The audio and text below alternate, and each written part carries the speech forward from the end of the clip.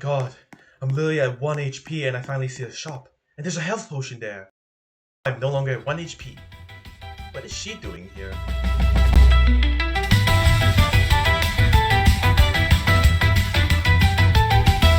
We are so back and it is time to continue development on my dungeon game. I was at, outside.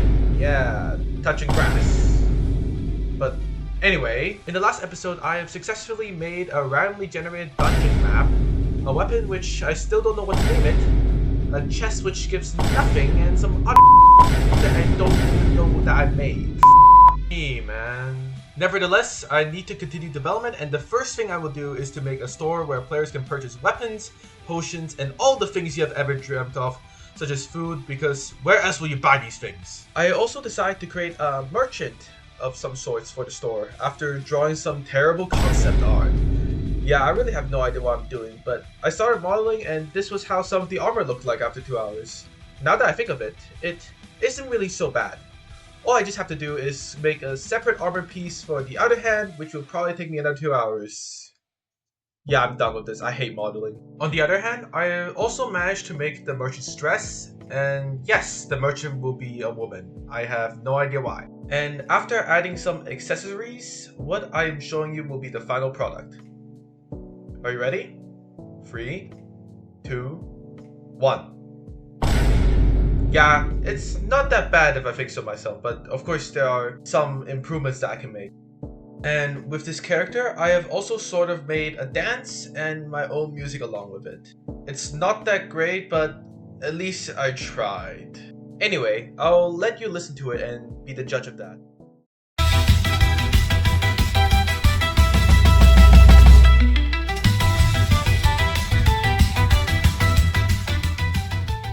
And after combining both the dance and the soundtrack that I made, I've made this. Yeah, I literally have no idea what I'm doing. My creativity is just weird. Anyway, with this section completed, it is time to move on to the next part of making a store, purchasing those cool and nice weapons. I started by creating a second weapon, the pump shotgun, and also a model for a healing potion that may come in handy later. After this, it will just be scripting for a while in order to make the purchasing system work. But for an ultra elite programmer like me, it shouldn't take that long. Hello, this is me. I just don't get it. There is just so much error and I don't know what the is wrong with this.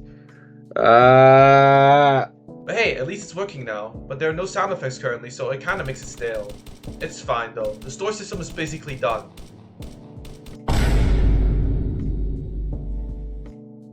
But first, before I can add healing, I need to make a UI that displays the player's stats such as ammo, shield, and health. So I began to draw, but not gonna lie, I think this is the highest quality UI that I've made in my entire life. Anyway, when the player loses health for some unknown reason such as getting slapped by a monster, the health bar should scale to its correct position now. I also modeled a 3D coin that will be the central currency in the game. The coin is accompanied by tracers made by a bunch of attachments which give the coin a nice effect when it moves. I don't know, the effect just looks cool to me. I then began making a 2D image of the coin as a UI, but I realized that my art skills are very so I completely redesigned it. Compared to my previous design, this was much better. The next thing that I should do is to make a way for the players to obtain these coins. The primary method that I chose was from killing monsters, and I kind of want them to be dropped like a fountain. Do not ask where I get these ideas. But do you know what resembles the trajectory of a fountain? A concave down quadratic function. Yes, you heard it. I'm using math for my dungeon game. For those who don't know what a concave down quadratic function is, well, it is a mathematical function that goes up for a while and then falls to the abysmal depths, just like my life. Haha.